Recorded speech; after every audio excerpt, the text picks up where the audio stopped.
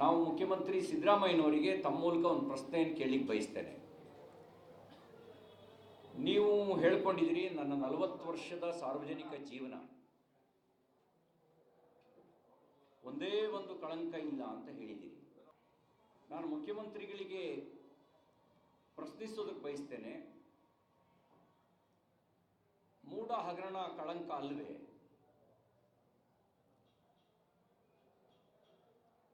ಮಹರ್ಷಿ ವಾಲ್ಮೀಕಿ ಅಭಿವೃದ್ಧಿ ನಿಗಮದಲ್ಲಿ ನಡೆದಿರುವ ಲೂಟಿ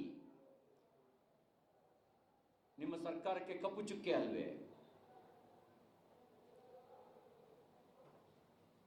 ಅಲ್ಪಸಂಖ್ಯಾತರ ಕಲ್ಯಾಣ ಇಲಾಖೆಯಲ್ಲಿ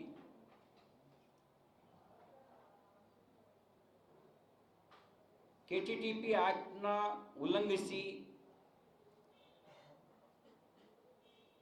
ಒಂದೇ ಕಂಪನಿಗೆ 600 ಕೋಟಿ ರೂಪಾಯಿಗಳನ್ನು ಟೆಂಡರ್ ಕೊಟ್ಟಿರ್ತಕ್ಕಂಥದ್ದು ನಿಯಮ ಉಲ್ಲಂಘನೆ ಮಾಡಿ, ಅದು ಕಪ್ಪು ಚುಕ್ಕೆ ಅಲ್ವೇ?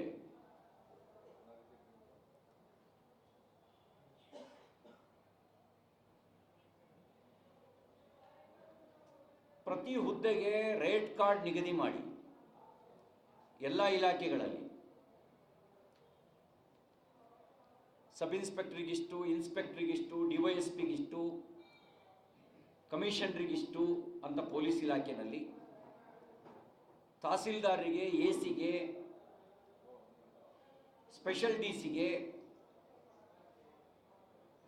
ದರ ನಿಗದಿ ಮಾಡಿರೋದು ಕಂದಾಯ ಇಲಾಖೆಯಲ್ಲಿ, ಸಬ್ ರಿಜಿಸ್ಟ್ರಾರ್ಗಳ ಬಹಿರಂಗ ಹರಾಜು,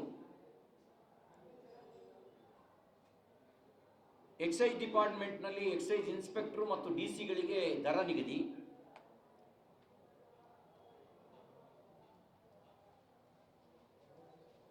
ಸಾರಿಗೆ ಇಲಾಖೆಯಲ್ಲಿ RTOಗಳ ಬಹಿರಂಗ ಹರಾಜು. ಇದು ತಮ್ಮ ಆಡಳಿತದ ಕಳಂಕ ಅಲ್ವಾ?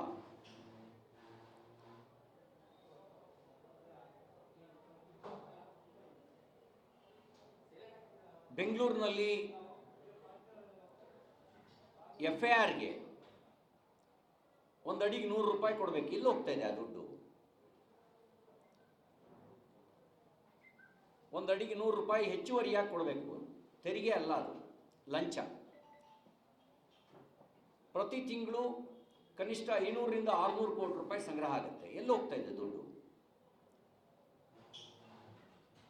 ಚೇಂಜ್ ಆಫ್ ಲ್ಯಾಂಡ್ ಯೂಸ್ಗೆ ಫಾರ್ ಎಕರ್, 1 ಎಕರೆಗೆ 25 ಲಕ್ಷ ಕೊಡಬೇಕು ಲಂಚ, ಎಲ್ಲಿ ಹೋಗ್ತಾ ಇದೆ ಆ ದುಡ್ಡು?